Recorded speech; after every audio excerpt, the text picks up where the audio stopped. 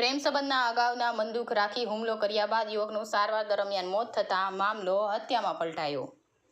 રાજુલા પોલીસે હત્યાનો ગુનો નોંધી તપાસનો ધમધમાટ શરૂ કર્યો। અમરેલી જિલ્લામાં રાજુલા તાલુકાના ભાક્ષી ગામની સીમમાં ખેતરમાં સૂતેલા દિનેશભાઈ ટભાભાઈ સોલંકીની ઉપર હુમલો કરવામાં આવ્યો હતો। આ હુમલા બાદ સારવાર દરમિયાન હોસ્પિટલમાં મોત થતાં હવે મામલો હત્યામાં પલટાયો છે। રાજુલા પોલીસ હત્યાની ઘટનાની ગંભીરતા સમજી દોડતી થઈને કાયદેસરની કાર્યવાહી હાથ ધરી છે, જેમાં રાજુલા પોલીસ સ્ટેશનમાં આરોપી રાજેશ ઉર્ફે રાકેશ ભનુભાઈ સોલંકી, સુરસિંહ ભનુભાઈ સોલંકી બંને રહેવાસી ધારેશ્વર કેવલરે નવી માંડરડી સામે હત્યાનો રાજુલા પોલીસ સ્ટેશનમાં ગુનો નોંધવામાં આવ્યો છે। હત્યાના ગુનામાં આરોપી સામે કાર્યવાહી કરવા માટે તપાસ હાથ ધરી છે। ફરિયાદી નરસિંહભાઈ ટભાભાઈ સોલંકીએ રાજુલા પોલીસ સ્ટેશનમાં ફરિયાદ નોંધાવી છે, જેમાં મૃતક દિનેશભાઈ સોલંકીએ 1 વર્ષ પહેલા તેમના કુટુંબી ભાઈ ભનુભાઈની દીકરી સોનલ સાથે પ્રેમ સંબંધ હતા, જેથી તેને મોરબી ભગાડી લઈ ગયો હતો। જેથી આ આરોપી રાજેશ ઉર્ફે ભનુભાઈ સોલંકીએ મૃતક સામે મળે ત્યારે ધમકીઓ આપતા હતા અને આ સોનલ મૃતકના સાથે મોરબી 2 મહિના સુધી રાખી બાદમાં સોનલ તેના પિતાના ઘરે આવતી રહી હતી, જેનું આ મૃતક તથા આરોપીઓ વચ્ચે મનદુખ ચાલતું હતું।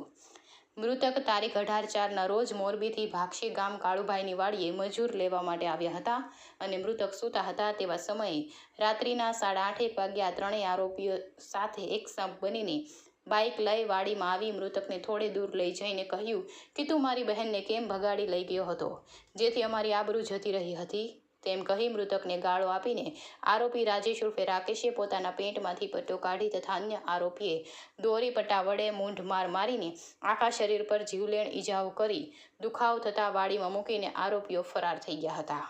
ત્યારબાદ અમરેલી હોસ્પિટલમાં યુવકની સારવાર ચાલી રહી હતી। આ સારવાર દરમિયાન મોત થતાં મામલો હત્યામાં પલટાયો છે। રાજુલા પંથકમાં હત્યાની ઘટના બાદ રાજુલા પીઆઈ વિજય કોલાદ્રાએ તપાસનો ધમધમાટ શરૂ કર્યો છે અને આરોપીને પકડવા માટે અલગ અલગ ટીમો બનાવી કવાયત હાથ ધરી છે। રાજુલા પોલીસે આરોપીઓને પકડી પાડવા માટે આગળની કાર્યવાહી હાથ ધરી હતી।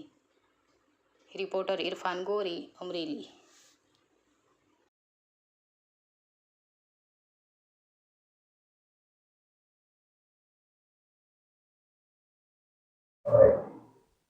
રાજુલા પોલીસ સ્ટેશનની અંદર ગઈકાલ તારીખ 21/4/2026 રોજ એક ગુનો દાખલ થયો છે કે જેની અંદર ભારતીય ન્યાય સંહિતા 2023ની કલમ 103(1), 115(2), 352, 54 તથા જીપી એક્ટની 135 મુજબનો એક ગુનો દાખલ થયો છે કે જેની અંદર આ ગુનાની હકીકત એવી છે કે આ ગુનાના કામના જે મરણ જનાર છે, જેનું નામ છે દિનેશભાઈ ટભાભાઈ સોલંકી, જેમણે આ ગુનાના કામના જે આરોપીઓ છે તેમની બહેનને આજથી અગાઉ 1 વર્ષ પહેલા ભગાડી ગયેલ અને એ બાબતનું જે મરણ જનાર છે તેમજ આ કામના જે આરોપીઓ છે એમના વચ્ચે લાંબા સમયથી એક મનદુખ ચાલતું હતું।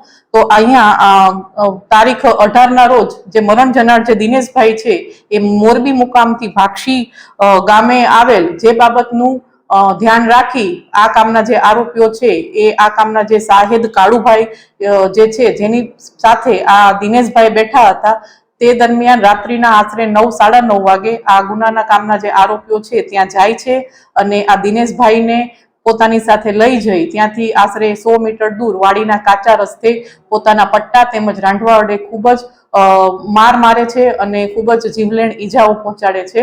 ત્યારબાદ આજે દિનેશભાઈ જે મરણ જનાર છે તે રાજુલાની સરકારી હોસ્પિટલમાં 108ને બોલાવીને દાખલ થાય છે અને સારવાર દરમિયાન તેમનું 2 દિવસમાં મૃત્યુ પામેલ છે। તો જે ગુનો દાખલ થયો છે અને હાલ એની તપાસ અહીંયાના એસએચઓ કરી રહ્યા છે અને આ ગુનાના કામના તમામ ત્રણેય આરોપીઓને પોલીસ દ્વારા અટક કરવામાં આવેલ છે।